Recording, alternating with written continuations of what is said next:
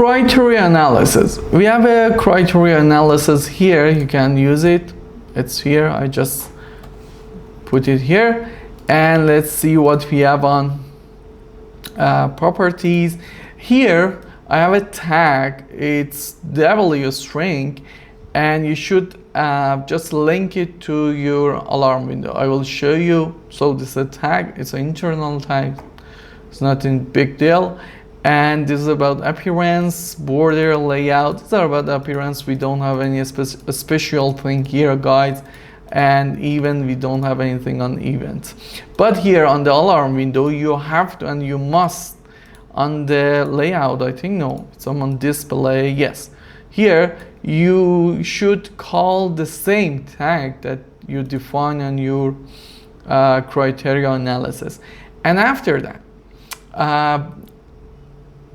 as we want to monitoring the function block number 1, you must go to an offline and check mark on attribute these friends, set ENO automatically and initial value acquisition. After that, you can use the criteria analysis. And how does it work? For example, you can use on step 3 an internal. I put it inter test, and it means it must be activated to work on this step. So I can monitoring these little guys on the criteria analysis. Let me show you.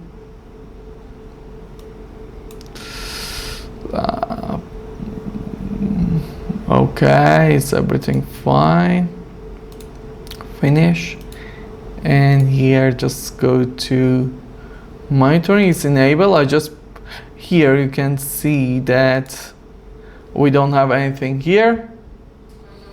And when I disable it, I have a criteria analysis.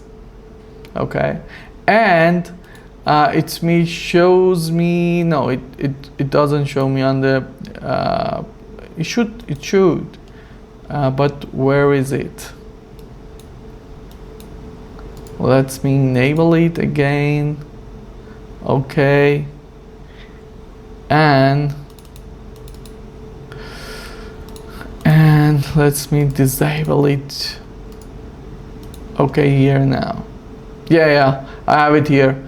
Graph interlock, as you can see, graph here interlock, and this is the how criteria analysis work, and you can use to monitoring your sequence and understanding what's happening there or something like that.